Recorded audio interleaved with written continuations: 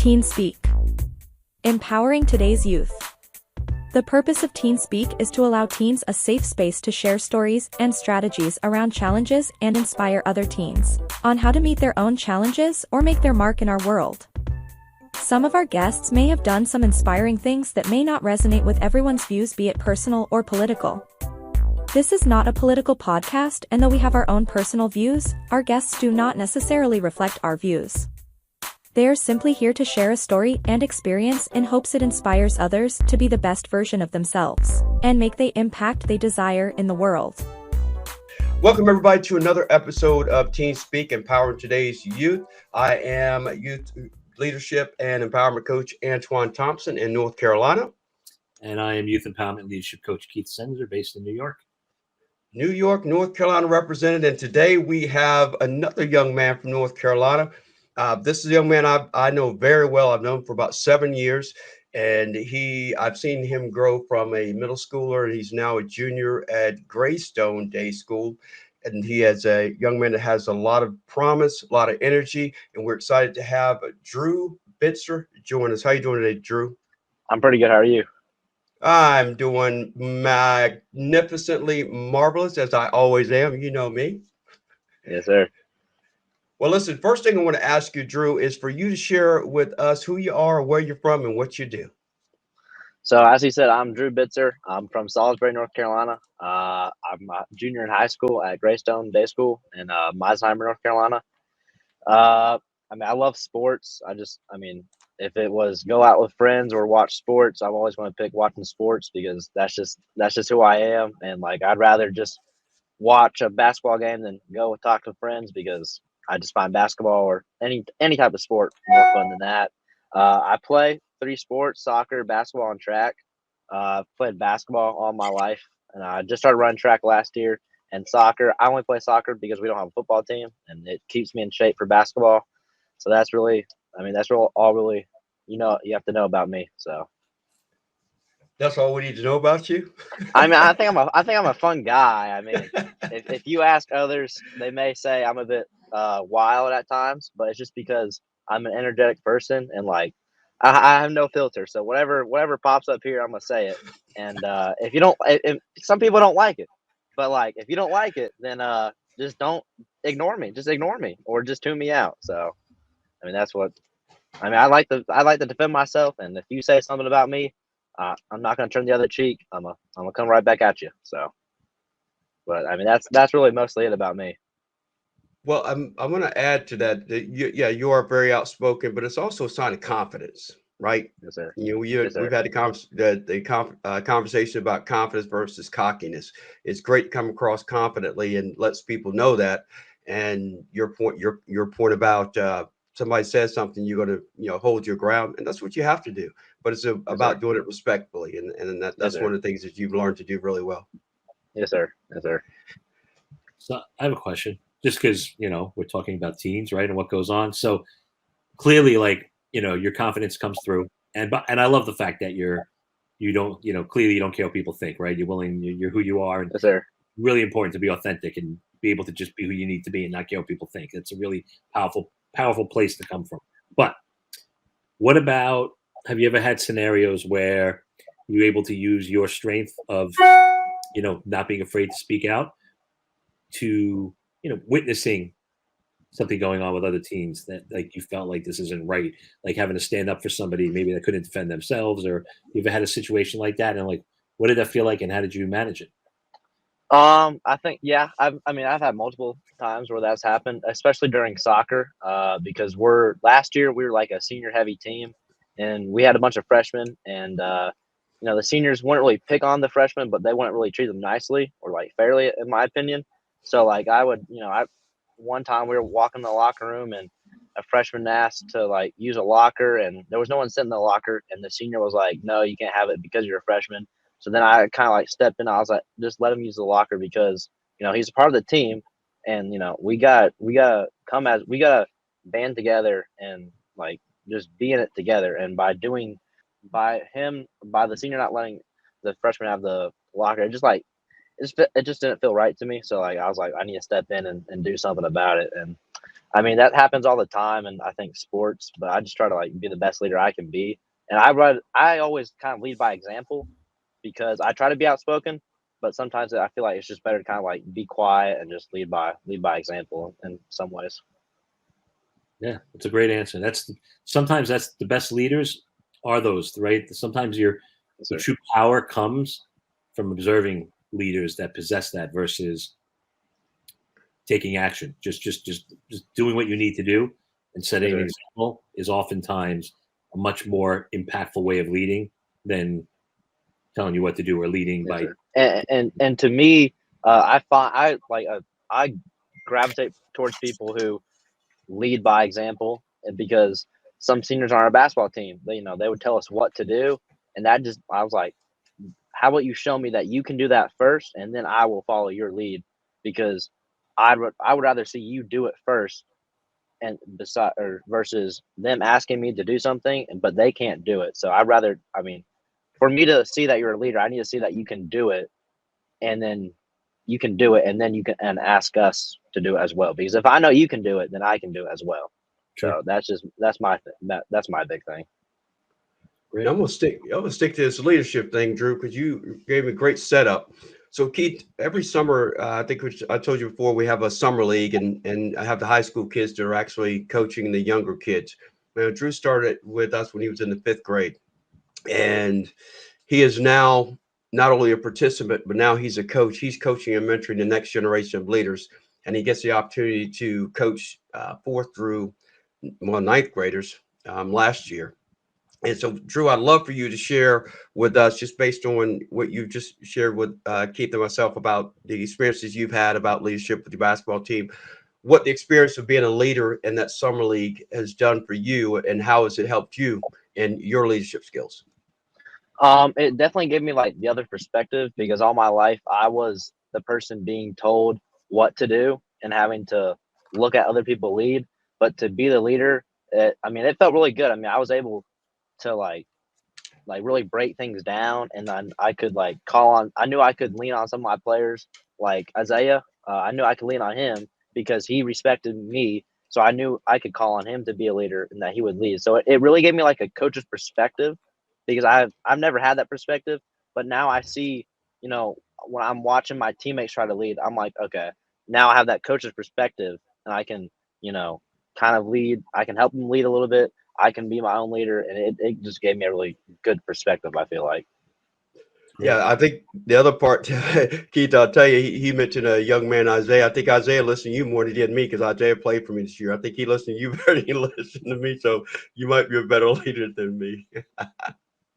Oh, Different type what's that different type? Yeah. leader. Oh, absolutely. And Drew's is energetic, and I'll have to share some videos, some clips of him. Man, this guy, when he gets into it, he reminds me of me, his coach. He gets all into it. But I mentioned early on before we came on that I was going to reference something that we talked about a couple of years ago in a group setting when we were talking about, if you might remember this, I asked you guys the question, who should be developing the leaders of tomorrow? You remember me asking that question, and we were going around. You had a very interesting answer. And if you remember, if you don't, I'll kind of lead you in. But I think you remember what you said when I asked you that question? I don't think so, no, sir. Okay, so I'll give you some insight. The couple of the answers were people like Keith and myself, the old farts, people like Coach Hayden, or yeah, or kids are in college. Who has the most impact on your generation of young people, in your opinion? In my opinion, I mean, I think of it.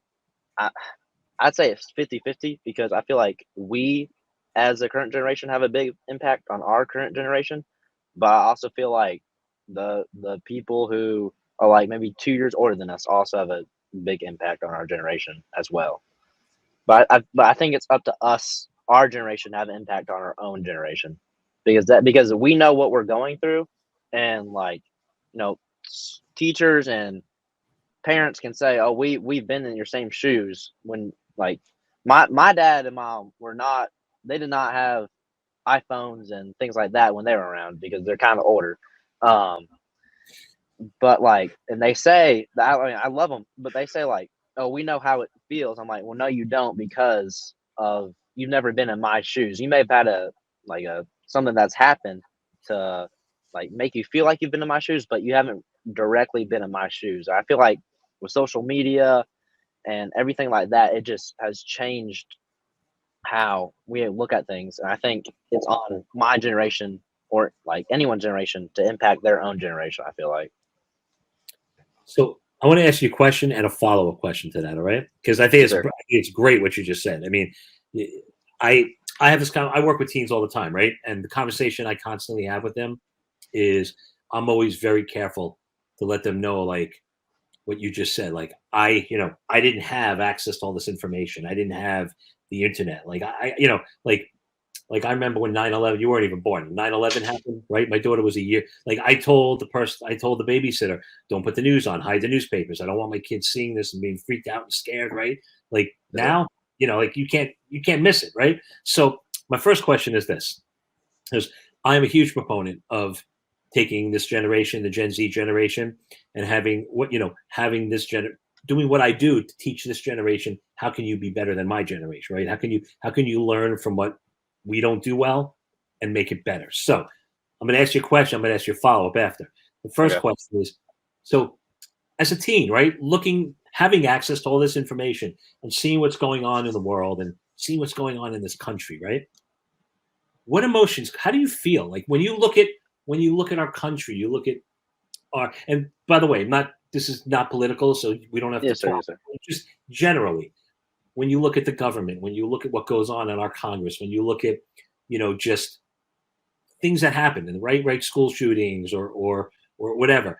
How does it make you feel as a teen growing up? Like, do you have emotion? Do you get like ever get any like visceral reactions or like strong emotions around this? And like, what's your perception of that? And the reason I asked the question, I think a lot of what happened in politics lately is your generation, those that are 18, are actually going out and voting. When I was 18, I never voted. It's like, oh, I'm not Yes, doing sir. it. I'm not gonna run, right? What's your generation feel? Like, what do you see? How do you feel? What thoughts and emotions go through your head when you think about like I can change this, like, or I want to change this, and why? Yes, sir. I think, and I mean, at my school, and I see my classmates, I mean, some of them really care about what's going on. And then others, not like myself, but others just like don't really care. And I think I'm kind of in the middle because there are things that I can control and I can't control. And to me, like when I see what's going on with the Congress and like the government, like I mean I care to a certain extent, but I'm also like, well, I can't control anything about that. So why would I get emotionally invested? I'm the type of person like if I can't control it, I'm not really gonna get emotionally invested in it. But I feel I'm not worried. I just hope I feel like we need to not turn it around, but make some tweaks in certain places so further generations can feel okay about where our country is and things like that. I'd say. Yeah, that's a great answer. So here's my follow up question, right? We're all raised wherever we all grow up with whatever values, our enculturation, right? Like our external factors and the things we see and experiences that shape us and the values that our parents instill in us, right? That gives us a certain set of belief systems that we have, right? And Mhm. you have kids from all over this country, right? And some of those belief systems are not going to jive, right? You might have some on this side and some on this side. How does your generation, like, what do you think your generation needs to do to get you guys now talking about these things and finding common ground on it? So as you grow up, you're growing up together and you're understanding each other's perspectives and learning to put through put forth agendas that serve the greater good versus serving one side or another. Does that make sense, my Yes, question? sir. Yes, sir. Yes, sir. Um, I've always been a big guy. I've always been a big fan of just sitting down and talking.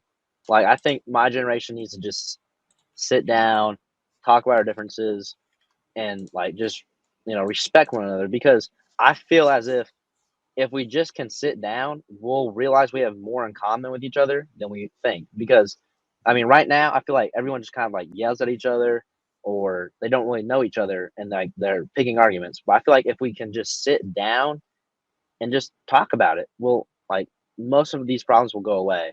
And I mean, I was raised, if you have a problem with someone, or like if you don't know someone, how about you just sit down and talk to them and get to know the real them? And that's something I like really advocate for, and I think we need to do that. But I mean, I think that's easier said than done. But if my generation can start that, I think we'll be set up in the long run for good things. 100%. Yeah.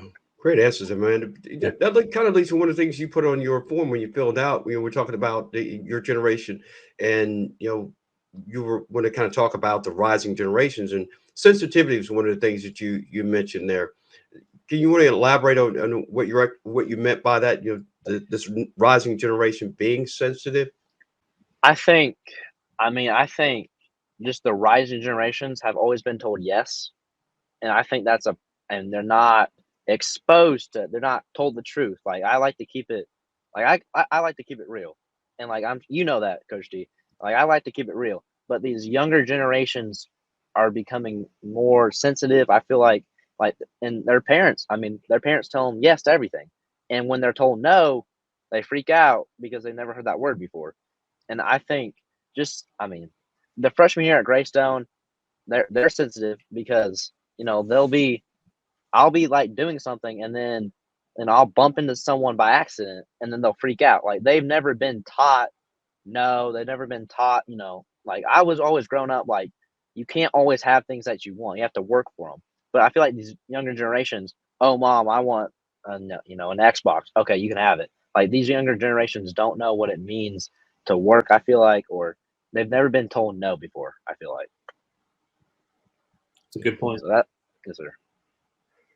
No, it's a great point, and I think the three of us would agree 100% that is a major issue because it's going to not it's going to enable this behavior to continue, but it also goes back to what you said before that this generation has the ability to to change things and go in that right direction, and you're in a position to be that type of leader. Forget about the basketball court. Everything I'm hearing here is you're a natural born leader, and you can influence people the right way. And I think that the examples you're even sharing are opportunities for you to right the ship for that younger generation. And I'm always telling you, embrace the opportunities, right? And you're putting yourself in a position to positively influence that next generation of leaders. So you definitely want to do that. So I want to ask you the second part of that, about the sheltered part of how this younger generation is somewhat sheltered. I think you wanted to kind of share a little bit about that. Yeah, I feel like these younger generations, like sheltered is like the word I would use because at least for me, I was always told the truth because my parents always kept it like 100, as I would say. I feel like these younger generations, they're just not told the truth or everything. They're kind of half told the good stuff, and they're not told the bad things that come in life. I feel like, So that's what I meant by that. Now, I also think it leads to another issue is this whole thing of failure, right? So Is there? when they're not told no, or when they get everything they want, right? Is there? We also tend to be protected from, right? A lot of parents want to protect. Listen, I'm a parent, right? I have 2 kids. Like I love my kids. I don't want anything to happen to them. I'm going to do everything I can to protect them. I just have my mindset is always like, I love my kids, but like, if you need to screw up, you need to screw up. Like I'm not going to bail you out. You need to experience it, right? You gotta feel the Is burn, there? right? And Is there? believe me, it's painful to watch as a parent. Like I know that I see him on flames, and I'm like, oh God, like it hurts to watch. Is there? But I know that I'm doing the right thing for them because I know there's a lesson there. And Is there? I think your generation for sure, it's just how do we get back to being okay with failure and understanding that, because the truth is now is when you got to take risks, right? Like I always say this, even kids that go to college and like, I still don't know what I want to do when I grow up. I'm like, you know what? You're 21, you're graduating college, 22. You got another 8 years to screw around and figure it out. When you hit 30, Is you there? might want to have a plan. But like Is there? now's the time to take risks and fail and screw up and try different things. How do you know, how do you get that message across to your generation and get them to understand the value of failure and risk? I think the biggest learning in life comes from failure. I feel like because you now know what not to do. Because I feel like if you're always winning, you're just going to stick to that. But if you fail and fail and fail, you now know, okay, I do not need to do that next time. It's like, I mean, it's kind of like for me, like asking out a girl to on a date, or shooting an air ball in the bat, or shooting like an air ball in the basketball game. Like, okay, now if I shoot it and I miss it and I airball it, now I know, okay, I need to probably bend my knees more, and think about everything like that. And then next time when I do it, I'm thinking, okay, bend my knees, and then when I make it, I learn from failure, and that set me up for success. I feel like. Sure. No, those are great answers, Drew, and that's why I knew you'd be open and honest, and that's what we want to hear is because you're going to encourage and inspire more of your peers to not only think differently but also to stand their ground and be open and willing to speak their mind. And I think Yes, that's sir. one of the other things you're talking about shelter. I think a lot of kids are afraid to speak up sometimes because they don't realize that, or they're afraid of what the repercussions are going to be if they speak their mind. And you don't know, like you just said in your example, you don't know until you make those steps and decide to, hey, you know what, I'm going to speak up. And guess what? I may learn something by what I Yes, say, sir. or somebody may learn something from what I say. But Yes, either sir. way, you don't know until you actually speak up. Yes, sir.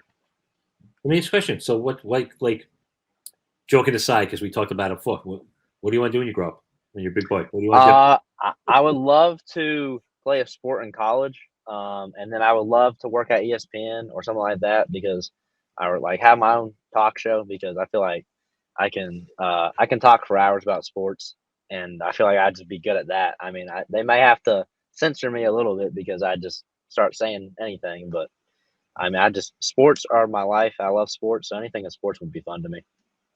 That's great. There's a lot of opportunities. It's a big field. Yes, Plenty sir. of opportunity. Yes, sir. Well, when you get there, you let me know, because Yes, sir.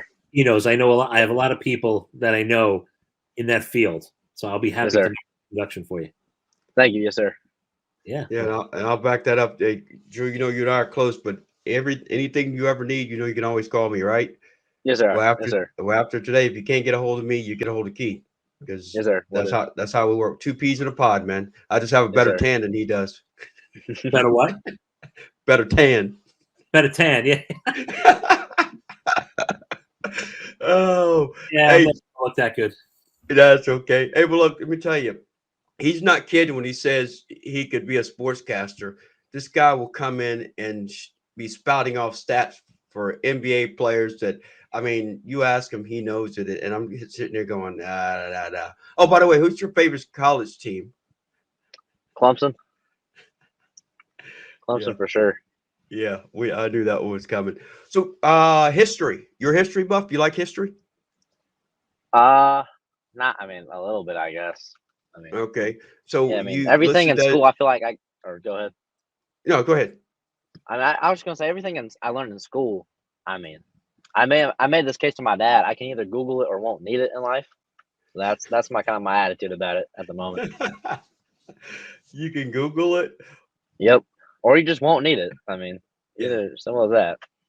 Well, either way, you'll have it, and then you'll know you don't need it. Yes, sir. Yeah. Is that correct? Exactly. Yeah. Yeah. Exactly. Okay. So I want to share something, and I'd love for you to talk about it because we talk about adversity a lot. Yeah, right. And Yes, sir. young people go through a lot of adversity. You went through a lot of adversity with basketball this year, and from a record standpoint, from a chemistry standpoint, just a lot of different things, right? Yes, sir. So, love for you to share the frustrations of the season, and then you can share as much or as little as you want, whatever you're comfortable with.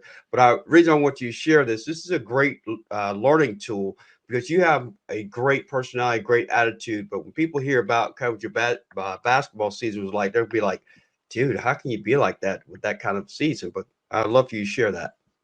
So we haven't had a win. We haven't gotten a win in like 3 years, I think. And so it's been definitely tough on the basketball team. And so that not as many people try out anymore, which is fine. More playing time for me. But this season I started off the bench, or I, was like really deep down on the depth chart. Played our first game. I hustled hard, Then we had a back-to-back. So the next night I was 6-man, and that felt really good. And I had a bunch of points that game. Then I was 6-man again and just kept come off the bench. And then he finally put me in. And then just getting the chemistry down with some of my teammates was hard.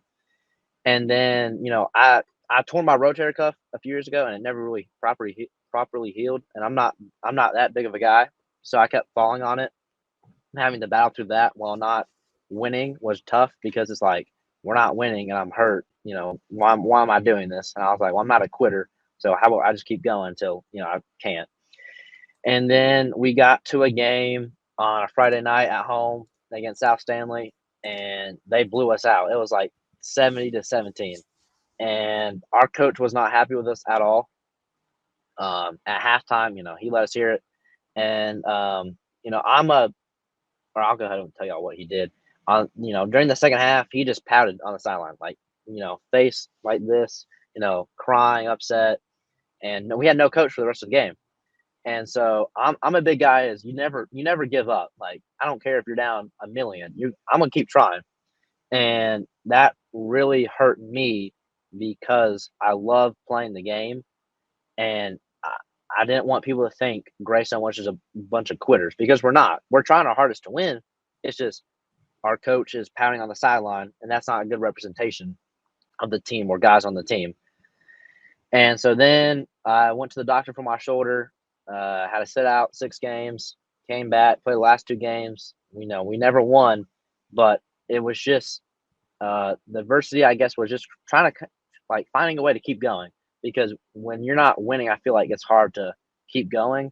And I was like, I'm not a quitter. Like, you gotta come on now, and just like, you gotta keep going and finish the season out. And I did, but it was just really hard because our coach, like I said, just he pouted. He never really apologized, and that hurt me because that's not who we are. But everyone out that game thought we were just a bunch of pouters. So that definitely hurt me. But I mean, it was just keep going. Don't give up and just keep going. So Now, I know that your coach is no longer there, correct? yes, sir. He got dismissed last Thursday. But what was one of the things that he told you was going to happen for next year before he was?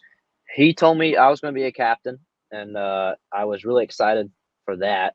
And now I'm just not sure about what's going to happen next year. I want to play, but I also want someone who will come in and do it for the kids and not just the check. That's a big thing to me. Like, I got to see that you care. And I would just really hope, admin and the AD find someone good to hire, because it's my last year and I want to enjoy it. And, everything was lining up. I was going to be a captain for the first time in my life, but then, they dismissed him. So, it is what it is. I can't really control anything. So. Now, Keith, what I heard there, I love for you to chime in, but what I heard was here's a guy that was deep on the bench, works himself into the 6th-man, then works himself into the starting lineup. Then he gets hurt, misses 6 games, comes back, plays the last 2, misses 6 games, and by the end of the season, coach tells him he's going to be a captain next year. Resiliency at its finest. Oh yeah, for sure. And the other thing, what I was going to comment on is I love how because this is one strategy I wish so many other teams would adopt. When you said you can't control what you can't control, and you're not going to get emotionally invested in something that you can't control. Like, I don't think you realize how powerful a statement that is and how true that is. And I think that is such a hard thing for teens to do, right? Like because I say it all the time, but again, that's why we do this podcast, right? Because it's one thing hearing it from me and Antoine, but hearing it from another teenager, right? Like, that is vital. Like, when you could recognize, you know what, I cannot control this, so I'm not going to allow it to control me. That's a growth mindset. It shifts your whole mindset around things. It's just such a healthy way to think. Yes, sir. Unfortunately, that's not so common among teens. So I hope anybody listening to this that is a teen can take that away from this, because that's like a golden nugget you just shared, and like, yes, really powerful point. See, I told you you're gonna bring some nuggets, man. You're gonna bring it, man. You're gonna bring yes, it. Sir. Oh, by the way, Keith, his nickname is DB. We just call him DB. DB. and I have a special name for that, but we won't get into any of that. But it's all good. DB. Uh, I didn't even know that. I'm not even sure what DB means now. yeah, yeah, it's just initials, Drew Bitzer. But Gotcha. yeah, we got a special name. But he's You said dynamite. He's dynamite. Gotcha. I thought you said Keith. I'm like DB. I'm Oh, like, yeah. Yeah, down here in North Carolina, our language has several different meanings. DB could mean Keith. We don't know. Oh my gosh. Well, Drew, listen, man, I am so excited to finally get you on here. Yeah, Thank you for like I having me. said, It was a lot of fun. oh no, absolutely. We're yeah, not done yet. We've got some questions. We got some questions to ask you, man. You Okay. don't get off that Okay. easy, man. Okay. Good All Lord right. Yes, sir. Almighty, bruh. Hey, listen, we've already asked you some tough questions, and you've answered them, I mean, stupendously, marvelously well. And that's not even accurate and correct English, but that's Coach T English, and it works for me. So I'm going to ask you several questions. One of them you kind of answered, so I'm not going to ask you that about failure because you gave a great answer dealing with that, and your example with your basketball team is a great example of how you uh, face adversity and the failures of not winning games and things of that nature. But first question is, who is your biggest influence and why? My biggest influence. Hmm. So it could be anyone. You said my biggest influence.